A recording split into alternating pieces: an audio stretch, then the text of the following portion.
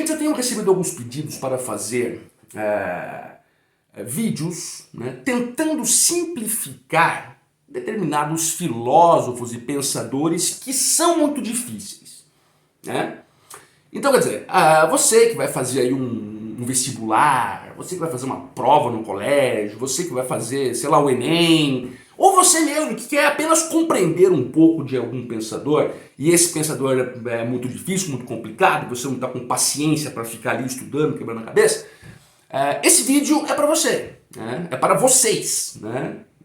Quer dizer, vai fazer um vestibular, vai fazer uma prova, quer entender melhor. Então eu vou tentar simplificar coisas que realmente são muito difíceis, né? Hoje eu vou falar de Hegel. Tá? Porque, veja, Hegel é um dos principais filósofos da humanidade, a sua importância é indiscutível, né?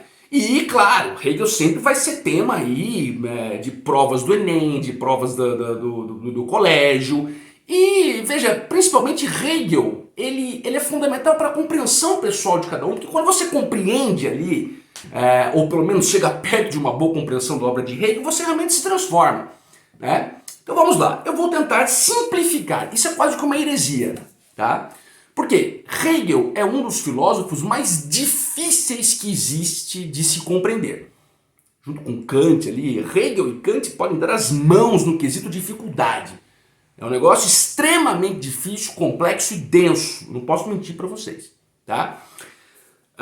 Veja, então se você se enquadra nesse tipo de pessoas que eu estou aqui dirigindo esse vídeo, vai fazer prova e tal, mas você não é uma pessoa muito ligada à filosofia, você não tem uma preocupação ou uma dedicação filosófica, seu negócio é outro. Se você for pegar, por exemplo, a obra, que nós vamos falar um pouco dela aqui hoje, da Fenomenologia do Espírito do Hegel para ler, você não vai passar da primeira página, tá? Porque, e eu tô falando não vai passar da primeira página, eu tô sendo eufemista ainda, né? Às vezes você não passa nem do meio da página, porque o negócio não é nada interessante sob uma ótica literária, por exemplo, não é uma leitura gostosinha, é muito denso, é altamente abstrato, né? E vai te cansar e você não vai querer dar continuidade. Não que você não tenha capacidade de entender, mas você certamente não vai ter muita disposição para continuar aquilo ali, né? Então eu vou lhe ajudar nesse aspecto. Bom, primeira coisa, vamos começar aqui para o vídeo não ficar comprido, né? Vamos ver aqui. Vamos lá. Primeira coisa, fundamental para que você compreenda ou comece a compreender Hegel. Hegel é um idealista, tá? Inclusive ele integra o que nós chamamos de idealismo alemão. Hegel é alemão, quer dizer, ele é um prussiano, né? Nascido lá em 1770 e morreu em 1830. Ele integra esse movimento, né? Essa escola filosófica, podemos chamar assim, que conta com outros importantes nomes, como Schelling, Fichte e tal. O que é um idealista? Veja, isso aqui é fundamental para você começar a compreender a obra do Hegel, hein, gente? Bom, o idealista, sobretudo, tá? Ele vai dizer, né, que tudo o que nós percebemos e definimos como realidade é advindo da nossa própria consciência. Isso quer dizer o seguinte, tudo que você percebe, o mundo material, o mundo dos sentidos, tudo isso aqui, sem a sua consciência, são coisas sem valor algum, né? São apenas elementos, fenômenos que não possuem valor. Quem atribui o valor a tudo isso somos nós mesmos por meio de nossa consciência. Ao contrário, por exemplo, do que vai pensar Marx, Karl Marx, o famoso Marx, né? Que, veja, ele foi muito influenciado por Hegel, mas depois ele inverteu um pouco o negócio do Hegel, né? Porque para Marx, que é um materialista, ele vai dizer que tudo parte do material, e aí sim as ideias são concebidas. Mas veja bem, o idealista não. O Hegel, portanto, é um idealista. Tudo vem do espírito. E vejam bem, eu vou utilizar muito o termo espírito aqui, inclusive a obra do Hegel, a Fenomenologia do Espírito. O espírito aqui não é assombração, tá, gente? Não é uma alma penada, não é nada disso aí. Não é um fantasma. O espírito aqui, nós podemos traduzir como a própria mente, com a própria consciência, né? A consciência que nos dá a capacidade de conhecer, esse é o espírito, o Geist, tá bom? Então veja bem, portanto a realidade para Hegel é isso. A realidade é apenas fruto da nossa capacidade de atribuirmos valor a esta matéria e assim definirmos como realidade.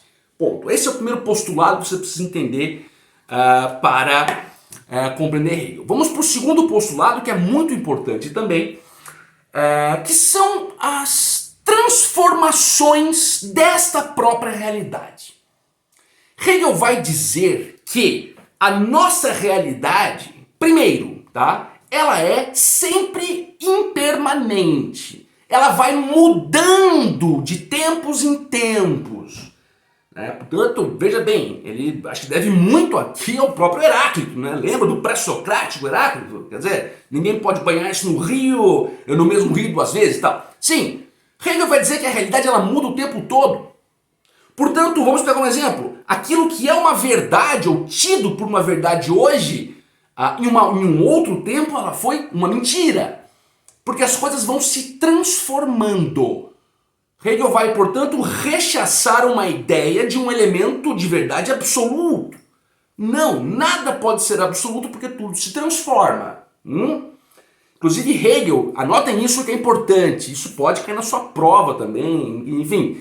Veja bem, Hegel foi o filósofo que atrelou a filosofia à história. Então, em Hegel, história e filosofia, elas estão imiscuídas, elas estão entremeadas. A filosofia é a história e a história é a filosofia. Portanto, o elemento de historicidade na filosofia está muito presente em Hegel. Né? Por quê? Eu acabei de dizer. A nossa realidade ela vai sendo mudada no transcurso da história. Né?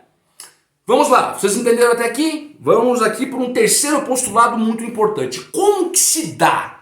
Como que se dá essas transformações? Eu disse que Hegel diz que a realidade se transforma no transcurso da história, mas como que ela se transforma? Opa, aqui você vai ter que prestar muita atenção. Ela se transforma por uma coisinha chamada dialética hegeliana. Né? Dialética hegeliana. Portanto, Hegel, o que é, vamos explicar aqui o que é isso. O que é uma dialética? O que é a dialética hegeliana? Hegel vai dizer que no transcurso da história, portanto, sempre teremos uma coisinha chamada tese, tá? Uma outra coisinha chamada antitese ou antítese e uma terceira coisinha chamada síntese. O que é isso, gente? O que é uma tese? Uma tese é uma premissa, é uma afirmação, é uma ideia pronta. Isso aqui é uma tese. Este isqueiro é vermelho. Minha tese está aqui. O que é uma antítese ou uma antitese? Bom, é uma ideia que vai vir em contraposição a esta ideia primeira, que é a tese. Então você tem a tese, que é uma afirmação, aí você tem uma antítese, que é a contraposição desta afirmação, e por fim nós temos a chamada síntese. O que é a síntese? Bom, é a ponderação da tese e da antítese formando-se um novo conceito, harmonizando os elementos da tese e da antítese, forma-se uma síntese. Este é o processo dialético de Hegel. Ele vai dizer que ao longo da história tudo vai se constituindo por meio da dialética. Sempre tem uma tese, depois tem uma antítese, depois tem uma síntese. E veja que interessante.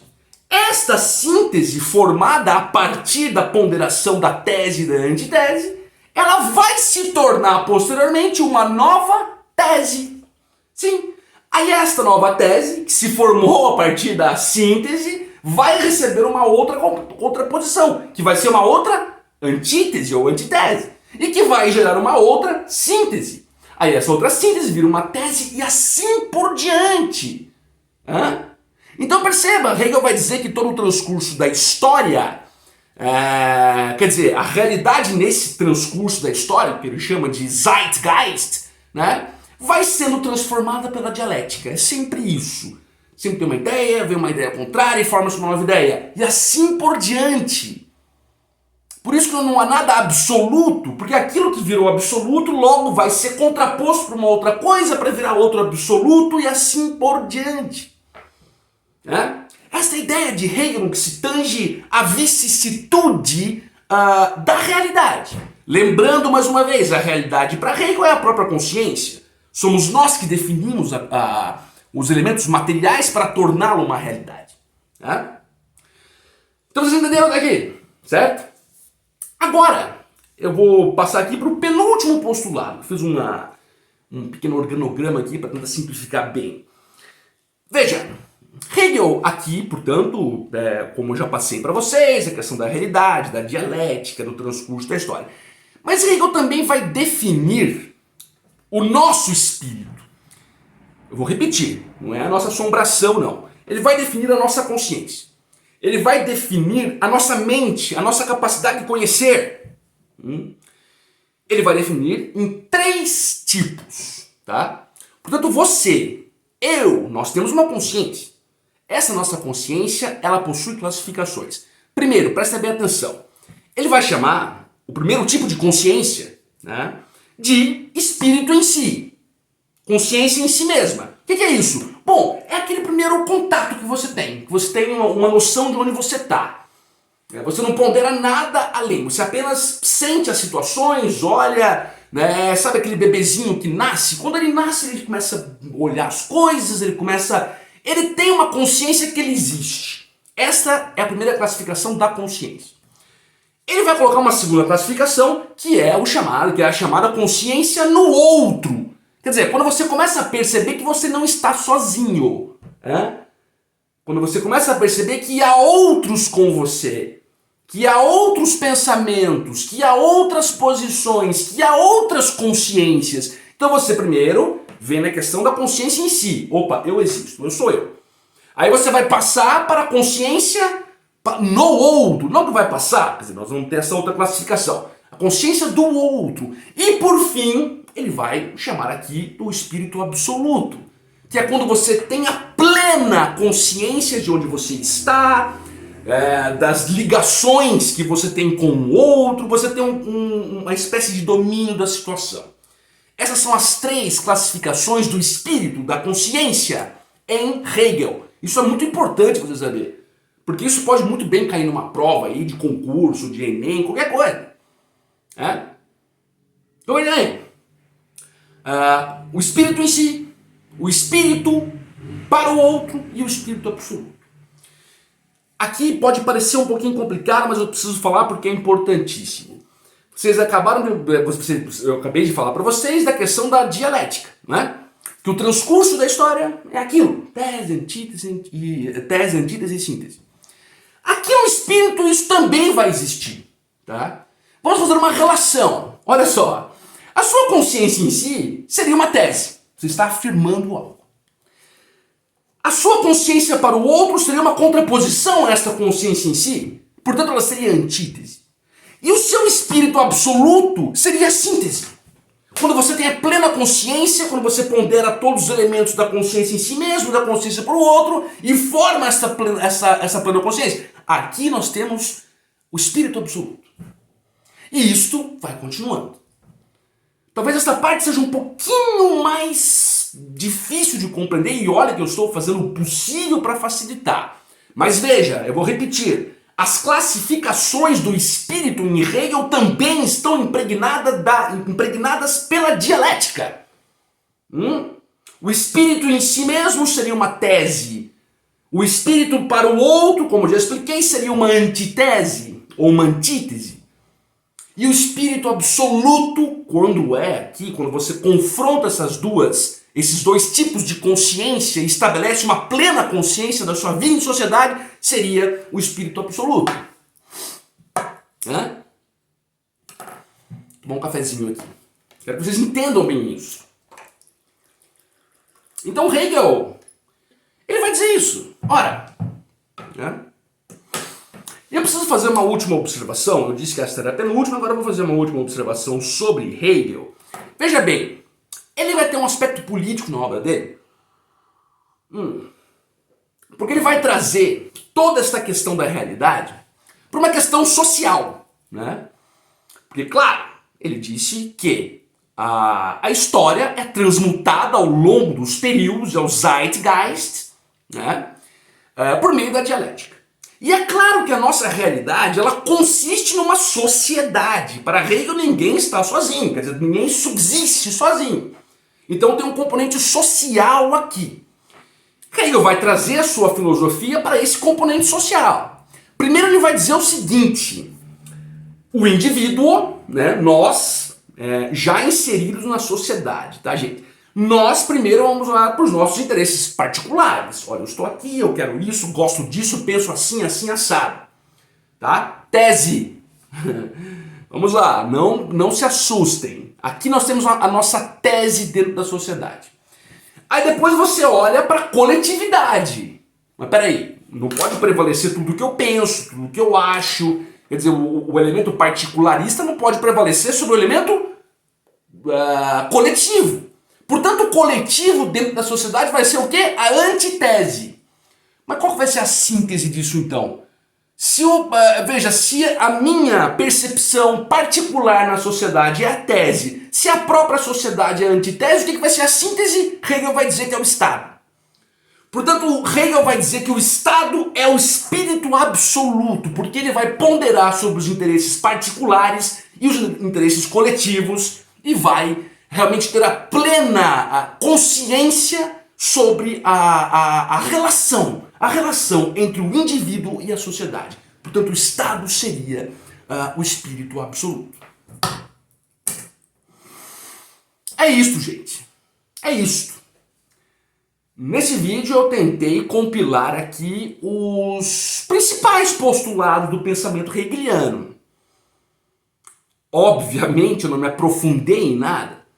A Fenomenologia do Espírito, que é o livro o qual eu tomo por base para falar com vocês isso aqui, como eu falei, é um livro absurdamente denso, é um livro com muitas classificações, muito abstrato, então seria impossível eu num vídeo aqui de 16, 20 minutos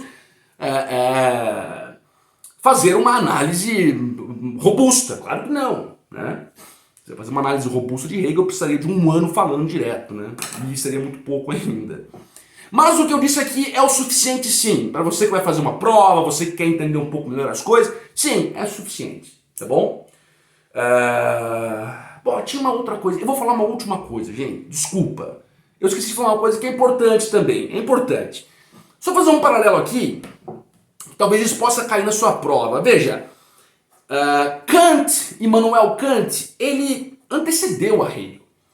Kant falava que nós nunca poderíamos conhecer as coisas em si. Nós viveríamos apenas das representações, tá?